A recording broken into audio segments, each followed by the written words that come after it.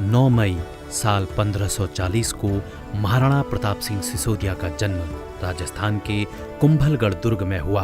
वे मेवाड़ साम्राज्य के सिसोदिया राजपूत राजवंश के राजा थे।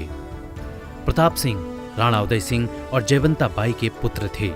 उनका नाम इतिहास में वीरता, शौर्य, त्याग, पराक्रम और दृढ़ प्रण के लिए अमर है। 18 जून 1576 में उनके नेतृत्व में लड़े गए ऐतिहासिक हल्दी घाटी युद्ध में उन्होंने अकबर के मुख्य और प्रिय सेनानायकों में से एक बहलौल खान को उसके घोड़े सहित 2 टुकड़ों में छिन्न भिन्न कर दिया। उन्होंने मुगल शासक अकबर की अधीनता स्वीकार नहीं की और कई सालों तक संघर्ष किया।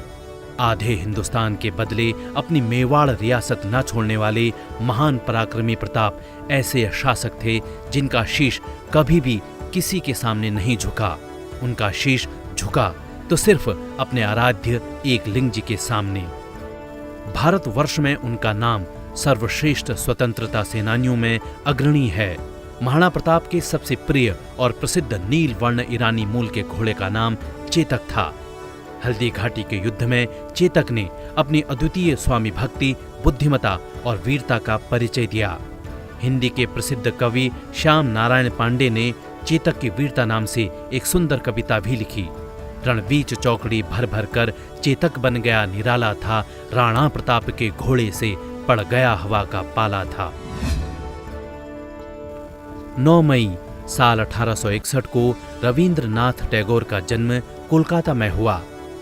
उन्हें गुरुदेव के नाम से भी जाना जाता है। गुरुदेव विश्वविख्यात कवि, साहित्यकार, नाटककार, संगीतकार और दार्शनिक थे। वे सच्चे देशभक्त थे। वे एकमात्र कवि हैं जिनकी 2 रचनाएं 2 देशों का राष्ट्रगान बनी।